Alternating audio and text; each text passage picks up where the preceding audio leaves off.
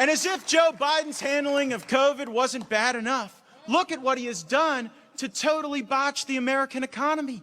When Trump was president, we were bringing manufacturing home.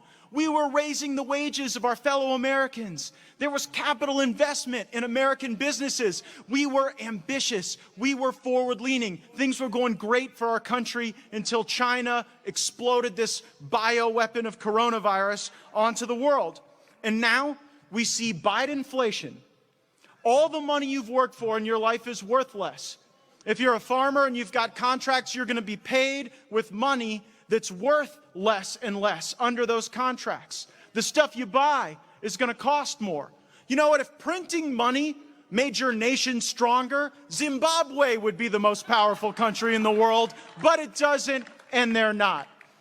I believe in sound money, auditing the Fed, making sure that Washington isn't able to just paper over the dreams of the American people and the ambitions of the American people.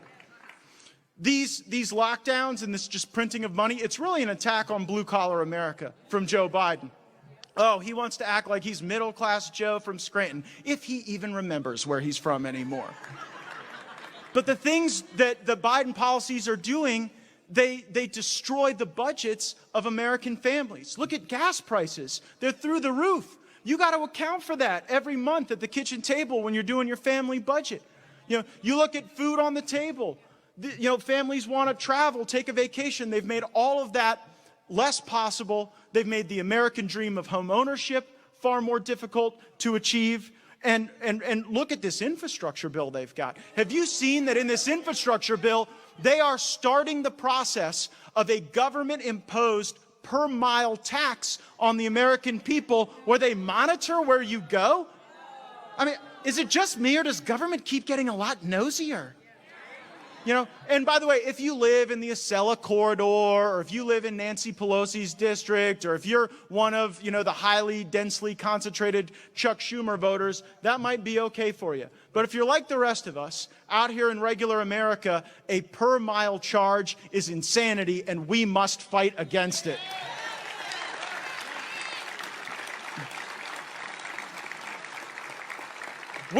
Speaking of nosiness, we must reject these vaccine mandates with everything they have, whether they come from big government or big business.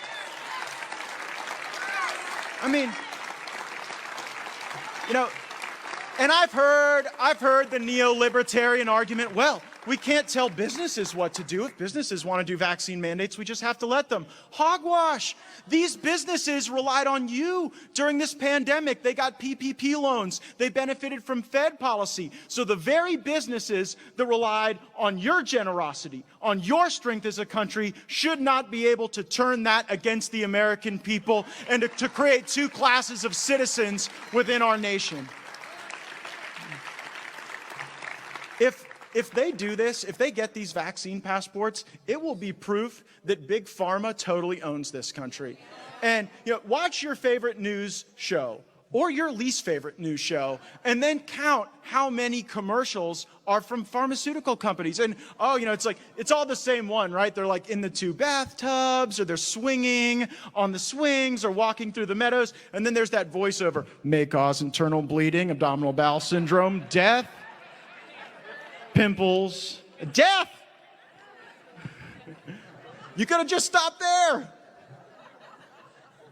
There are multiple lobbyists for the pharmaceutical industry for every single member of the United States Congress and the Senate. And if you think that doesn't impact the policies that are passed, then you're not paying attention. And if you don't think that Big Pharma buying all these ads on corporate media doesn't inform their coverage, then frankly, you're not paying attention, because that is exactly what is happening. They have far too much power, and frankly, all the special interests in Washington do.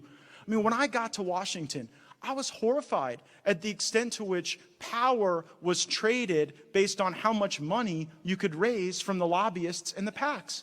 I told you how much I love the military, and when I first got to Congress, the leadership sat me down and said, well, you want to be on the Armed Services Committee? That'll be $75,000. I thought, well, is anybody here wearing a wire? It sort of sounded like a shakedown.